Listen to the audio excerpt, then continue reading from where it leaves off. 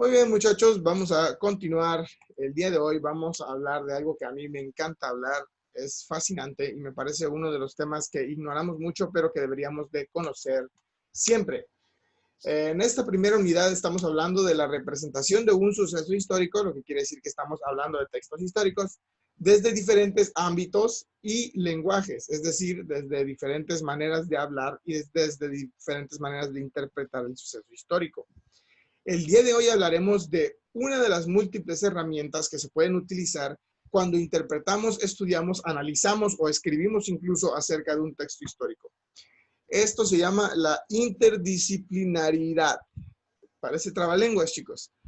La interdisciplinaridad, chicos, es una capacidad o digamos una característica de casi todas las cosas que tienen una finalidad educativa o todo lo que representa algún tipo de aprendizaje académico.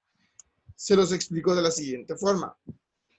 Nosotros cuando hablamos de ciencias sociales, hablamos de muchas formas distintas de percibir los sucesos de, por ejemplo, la vida social de las personas. Eso incluye la historia, pero también incluye, por ejemplo, la antropología, la economía, la sociología, la psicología, la filosofía, la demografía, la geografía y muchas otras ciencias que están relacionadas con la tierra, sus habitantes, sus territorios y sus conflictos. Nosotros como seres humanos siempre tendemos a categorizar las cosas y a creer que porque una cosa está categorizada no puede analizarse desde las demás o desde diferentes disciplinas que pueden verlo.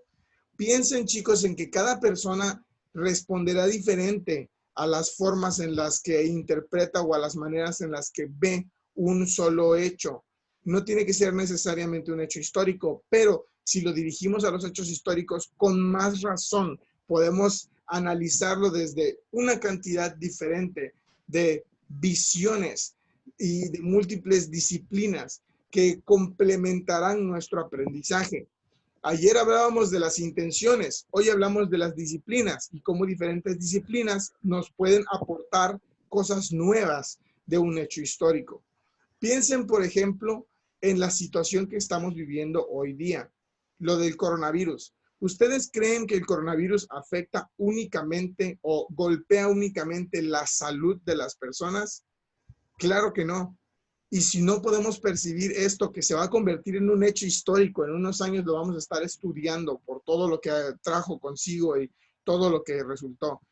¿Cuál es el impacto que tiene una enfermedad, una pandemia como la que estamos viviendo hoy en día? No solamente podemos analizarlo desde la ciencia, porque si bien la ciencia y la salud son los principales temas de esta situación, se trata de un virus que necesita ser curado, también tenemos que estudiarlo desde la economía. ¿Qué va a pasar con los negocios que llevan tanto tiempo cerrado? ¿Qué va a pasar con las personas que perdieron su empleo? También lo tenemos que pensar desde la psicología. ¿Cómo nos va a afectar a todos la cuarentena? ¿Qué es lo que estamos viviendo cada quien desde la sociología? ¿Qué relaciones se perdieron o qué relaciones se van a perder? ¿O en qué momento de nuestra historia política nos encontramos? También podemos estudiarlo desde puntos de vista mucho más globales. Podemos analizarlo alrededor de todo el mundo o podemos simplemente ubicarlo en nuestro país. Podemos ver un solo hecho desde muchas perspectivas y muchas disciplinas, muchas ciencias, muchas pequeñas cosas que nos permitirán complementar un solo hecho para permitirnos apreciarlo a un nivel aún mayor del que simplemente creemos que podemos ver. Un ejemplo de esto son estas imágenes increíbles que a mí me encantan. Estos son hechos de de la Guerra Civil Española. En España, chicos, hubo un tiempo en el que existió un conflicto armado entre los colonizadores y las personas que estaban ya establecidas en el país español. La Guerra Civil Española dividió al pueblo español en dos partes y ellos tuvieron que luchar entre ellos mismos para poder ser libres y derrocar a un gobierno injusto. La Guerra Civil Española fue como la Revolución Mexicana, pero en España, obviamente. Tenían la necesidad de cambiar el gobierno y la forma de vida que ellos habían llevado hasta ese entonces y decidieron desatar una guerra. ¿Qué pasa durante la Guerra Civil Española? Bueno, pues aquí tenemos, por ejemplo, 3 libros distintos. Si se fijan, aquí tenemos 3 libros. 1, 2 y 3. Podemos analizar los textos históricos y podemos ver el hecho histórico que fue la Guerra Civil Española si nos detenemos y pensamos en estos 3 autores. ¿Creen que cada autor escribe de la misma forma? ¿O piensan que quizás cada persona le añadirá su propio aprendizaje y su propia experiencia, su propia ciencia y disciplina a lo que escribe? Por supuesto, ahora miren estas imágenes. En la primera foto podemos ver una pintura. Esta pintura la hizo Pablo Picasso, chicos. Picasso fue uno de los pintores más influyentes que hubo durante el siglo pasado. Y este hombre hizo una pintura sobre el sufrimiento que se vivió en la batalla de la Guernica. Guernica fue este lugar, aquí hay una foto del lugar, que quedó destrozado y acabado por completo por un bombardeo que se hizo donde murieron muchas personas. La pintura ilustra el dolor, el desastre y el sufrimiento que trajo, pero no nos impacta de la misma forma cuando vemos infraestructura del lugar destruida en una foto. ¿Quiere decir eso que la Guerra Civil Española no tuvo ninguna ventaja? Bueno, pues tuvo sus ventajas y desventajas. Los puso en el mapa, cambió la forma de gobierno y uno de los sucesos importantes fue que las mujeres españolas se volvieron partícipes de la guerra civil y finalmente consiguieron algunos de los derechos que no habían tenido durante mucho tiempo. El hecho de que las mujeres jugaran un papel importantísimo durante la Guerra Civil Española fue lo que les permitió convertirse en ciudadanas completas de un país europeo como lo fue o como lo es España. No podemos simplemente apreciar este hecho desde lo que fue, como tenemos en la foto, y pensar en qué tragedia, si no somos capaces de admirar la expresión artística y la inspiración que le trajo a algunas personas, el sufrimiento de la gente que vivió, pero también podemos verlo desde las perspectivas positivas con las cosas buenas que trajo consigo. Analizar un hecho desde una sola disciplina no nos permitirá a nosotros comprenderlo por completo. Tenemos que verlo desde diferentes perspectivas para que podamos comprenderlo mejor. Tomen, por ejemplo, chicos, los libros que les acabo de poner. Más adelante hablaremos con más detenimiento de cada uno de ellos. Pero fíjense, por ejemplo, en los nombres de las personas que escribieron los libros. Tenemos un caballero que se llama Pérez Reverte, tenemos un caballero que se llama Luis Romero y tenemos uno que se llama Anthony Beevor. ¿Por qué es tan importante darnos cuenta o reflexionar en los nombres de estas 3 personas? Porque 2 de ellos suenan españoles y uno de ellos no. ¿Quiénes creen ustedes que sepan más de la Guerra Civil Española? ¿Los mismos españoles o un extranjero que puede no haberlo vivido? Vamos a hablar de eso más adelante. Chicos, una de las disciplinas más importantes que debemos comprender y que debemos entender por la forma en la que nosotros vivimos es la argumentación. Esto a nosotros nos provoca siempre discutir los hechos históricos y los sucesos. Y todos los textos, no solamente aplica para los textos históricos, aunque lo vamos a alinear hacia los textos históricos, eso no quiere decir que solamente en los textos históricos se puede aplicar. La argumentación, chicos, es el análisis, la refutación y, por supuesto, la redacción de lo que nosotros entendemos. Cuando argumentamos, siempre pretendemos echar pleito. No me refiero a que discutamos, sino me refiero a que cuestionemos. Muchachos, vivimos en una época bastante pasiva, en la que todo lo que leemos lo consideramos verdad. Leemos algo y decimos, ajá, esto debe ser. Y al ratito leemos otra cosa y, ajá, esto debe ser. Y nunca nos tomamos el tiempo para pensar, ¿esto será verdad? ¿Esto estará correcto? El autor de quien estoy leyendo esta noticia, esta cosa, este comentario en Facebook, este texto que están pasando como si fuera información del gobierno, ¿es esto real? La argumentación, chicos, es algo que nosotros hacemos por naturaleza. Contradecir a las personas a través de razonamientos es algo que nosotros hacemos en nuestro diario vivir. Cuando tú llegas con tu jefa, con tu madre y le dices, mamá, me quiero poner un tatuaje, y tu mamá te dice, no, los tatuajes son malos. Si te pones un tatuaje, no vas a poder donar sangre. Y tú le dices, mamá, nuevos estudios han demostrado que te puedes poner un tatuaje y empezar a donar sangre al mes, porque en realidad la tinta no tiene ninguna afección, es un prejuicio, bla, bla, bla. Eso es refutar. Refutar es contradecir por medio de razonamientos lo que alguien señala como una verdad completa. Si tú lees un texto histórico, los autores siempre querrán escribirlo como si su texto fuera la verdad completa. Es nuestro trabajo preguntarnos, refutar, razonar y argumentar si lo que estamos leyendo es la verdad, porque solo así podremos realmente aprender. Es nuestro trabajo como estudiantes. Piensen, por ejemplo, en estos dos hombres. Probablemente los conocen a ambos. Ellos hicieron una teoría sobre el origen de las especies y su argumentación es lo que nos permite a nosotros entender mejor un hecho histórico y una época histórica específica. Estos dos señores, estos dos viejitos, son Lamarck a la izquierda y el buen Darwin, Charles Darwin a la derecha. Estos dos señores decían que los seres vivos cambiamos o evolucionamos o provenimos de una época distinta en la que existían seres vivos diferentes y ellos fueron los padres de la evolución y la selección natural o la teoría del origen de las especies. Sabemos que ellos vienen de una época en la que la ciencia y otras cosas estaban mucho más cerradas a como nos imaginamos ahora. En ese entonces, la idea de que los seres humanos y otros seres vivos se adaptaran sonaba como una locura. Pero gracias a sus investigaciones y a su interdisciplinaridad y la facilidad que tuvieron para argumentar, pudieron crear un mundo, disculpen el ruido, Dale, profe. pudimos crear un mundo donde fuéramos capaces de razonar y complementar nuestras ideas. Imagínense si estos dos señores no hubieran tenido las discusiones que tuvieron en un principio. Lamarck decía que los seres humanos tenían la facilidad de cambiar, así como los demás seres vivos, y de adaptarse a su entorno.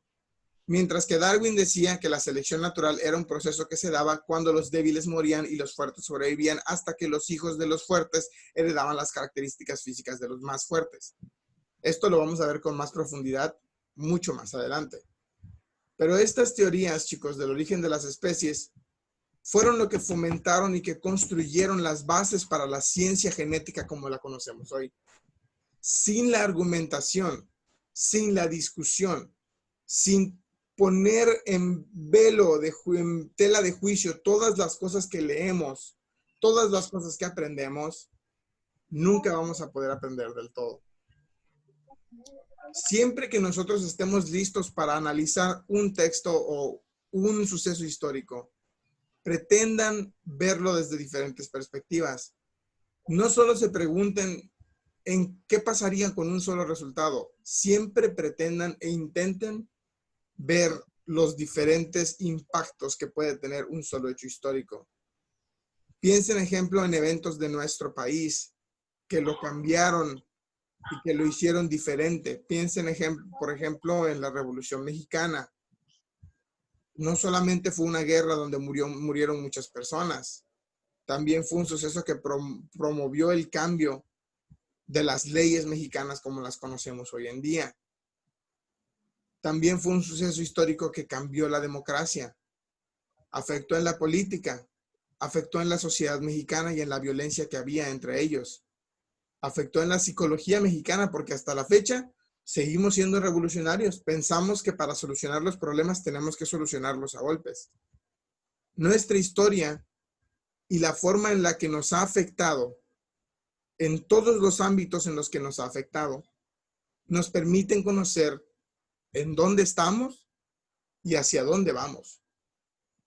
Es nuestro trabajo como estudiantes, como ciudadanos, como personas con juicio y capacidad mental, siempre razonar más allá de lo que vemos. Siempre buscar diferentes respuestas a una sola pregunta. Eso se los encargo de toda la vida. Ya les dije que cuando hagan la tarea, nunca lean una sola fuente, siempre busquen más. Acostúmbrense a hacer eso de forma permanente, chicos. Ahora que hemos entendido que todos los textos tienen múltiples disciplinas y múltiples impactos, vamos a hablar del contexto o la situación textual en la que se crea un texto histórico. Sé que dije texto muchas veces, perdón, pero es que así es. Este tema es surgimiento de los textos en condiciones históricas y socioculturales determinadas.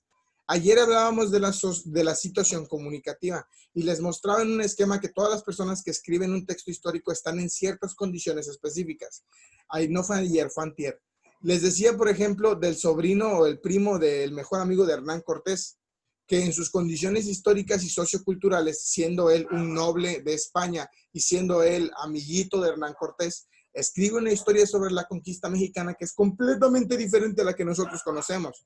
Mientras que nosotros pensamos que los españoles vinieron, nos mataron, nos lastimaron y los vemos como los villanos, ellos se veían a sí mismos como los héroes porque nos colonizaron y nos regalaron la religión y la civilización. La forma en la que esa persona vivía hizo que escribiera un texto histórico diferente al que nosotros nos podemos imaginar como mexicanos. Y eso afecta en todos los ámbitos, chicos, incluso en los sucesos más recientes. Voy a retomar el ejemplo de los libros que les había mostrado anteriormente. 3 días de julio, la Guerra Civil Española y la Guerra Civil contada a los jóvenes. Y déjenme explicarles. ¿Cómo pueden estas 3 personas hablar de un solo hecho? Porque los 3 hechos son de la Guerra Civil Española. Pero ¿cómo puede ser que cada uno de ellos tiene una perspectiva distinta según la forma en la que vivían y según las personas que ellos eran? Luis Romero fue un hombre, en paz descanse, ya se murió, que vivió la Guerra Civil Española y tomó los testimonios de algunas de las personas que estuvieron en la Guerra Civil Española para crear el libro 3 días de julio. Recuerden que él estaba joven cuando este suceso ocurre y entonces él tiene una perspectiva única, porque a diferencia de los otros 2 autores, él vivió el sufrimiento de la Guerra Civil Española. Luis Romero junta a varias personas, les pregunta sus testimonios sobre lo que pasa y no escribe cualquier texto histórico, escribe una novela basada en los hechos reales, donde cuenta lo que sucedieron durante los 3 días de una batalla en la Guerra Civil Española. Y el sufrimiento, el dolor y la tristeza que vivieron las personas se refleja en cada página del libro de Luis Romero. Fíjense en cómo su época, en cómo la forma en la que escribe, en cómo la persona que era, porque él era un autor, él era un escritor, él era un novelista, no era un historiador. Todo eso importa al momento en el que él escribe su libro. ¿Pudo haber escrito un libro donde contara lo que pasó? Sí, pero él lo hizo con una finalidad dramática y artística. Escribe una novela, no cualquier cosa, para transmitir las emociones de los errores del pasado que cometieron las personas en España al provocar una masacre como la que provocaron. El libro de Luis Romero es más emocional, porque él vivió lo que sucedió, porque él era un escritor, porque él era español y porque él logró preguntarle a más personas que vivieron el suceso para escribir su historia, su novela, basada en lo que vivieron esas personas. Obviamente ese texto histórico tiene un valor distinto, tiene un valor diferente, tiene un valor personal. El contexto en el que él estaba cuando creó esta historia resulta en esta novela. Anthony Beevor, por otro lado, es un británico. Ese canijo no es español. Es un simple historiador al que le encantan las guerras y escribe sobre todas las guerras que ha podido documentar. Le fascina hablar de la guerra. Él dice que la guerra es un proceso necesario para la vida. ¿Ustedes creen que una persona así escribiría del mismo modo en el que escribió Luis Romero? Una persona que no solamente no lo vivió, sino que siente entusiasmo cuando escribe acerca de la guerra porque le parece que son fenómenos históricos importantes. Yo creo que las guerras son importantes, pero Anthony Beevor no le añade ese sentimiento humano que Luis Romero podría añadirle. Por supuesto, la forma en la que escribe es completamente realista, completamente centrada, completamente expositiva, porque lo más importante en Anthony Beevor es que las personas puedan leer los sucesos que ocurrieron en el orden que ocurrieron y él pueda compartir sus conocimientos a través del estudio y las fuentes. Anthony Beevor no vivió la Guerra Civil Española, la recopiló de otras fuentes y de otros libros. Anthony Beevor no es un español, es un inglés, que a diferencia de los otros dos españoles de los que vamos a hablar, no tiene ese simbolismo patriótico cuando escribe de la Guerra Civil Española. Y le importa mucho menos lo que suceda con España. Solo le importa documentar el suceso. Por último, tenemos a Arturo Pérez Reverte. Pérez Reverte no solamente sigue vivo, sino que escribió esta historia con un propósito específico. Aquí el título dice, La Guerra Civil contada a los jóvenes. Arturo Pérez Reverte se convirtió en el símbolo de la juventud española y constantemente escribía este tipo de libros para educarlos de una manera distinta. Este señor escribe este libro en una época actual, dirigido a ciertas personas, a los más jóvenes. No lo vivió, pero todo el tiempo creció con estas historias. Fue un joven cuando estas cosas todavía todavía estaban afectando a su país, porque después de la guerra civil, la gente joven fue la que tuvo que levantar España del desastre que había sucedido. Entonces, él no estaba vivo durante la guerra, pero a él todavía le tocaron las consecuencias de la guerra civil. Y con eso en mente, Arturo Pérez Reverte escribe este libro para poderle transmitir sus experiencias y su aprendizaje durante las dificultades de la guerra civil para poderlo aplicar a la vida de los jóvenes hoy. Propone un libro donde no solamente enseñe lo que sucedió, sino también lo aplique a la vida moderna. Cada escritor habla del mismo suceso, pero ¿quiénes eran? ¿Dónde estaban? ¿Cómo vivían? ¿Cuáles eran sus experiencias? ¿Cuál fue su situación comunicativa? Hace que cada uno de sus textos históricos tenga una diferencia abismal. Si nosotros leemos uno solo de estos libros, no conoceremos la verdad completa sobre la Guerra Civil Española. No conoceremos todo lo que sucedió. Y quedarnos con una sola versión no sería correcto. La finalidad, chicos, de esta unidad es que comprendan que todos los textos históricos tienen diferentes condiciones al surgir, diferentes intenciones con las cuales se crean y diferentes visiones a través de los cuales los podemos analizar. Hemos tenido durante muchos años la mala costumbre de quedarnos únicamente con lo que nos enseñan nuestros profesores o creernos todo lo que leemos porque parece ser que vienen de una fuente correcta. Pero nuestro trabajo como estudiantes siempre debe de ser ir por el extra. No quedarnos solamente con lo que nos enseñan, sino buscar aprender por nosotros mismos.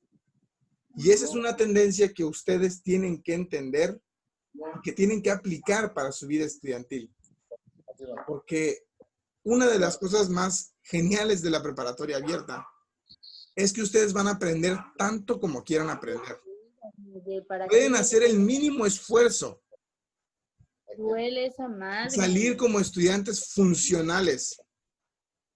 O podrían dar el extra y aprender mucho más de lo que se imaginaron que iban a aprender. Con eso terminamos la clase de hoy.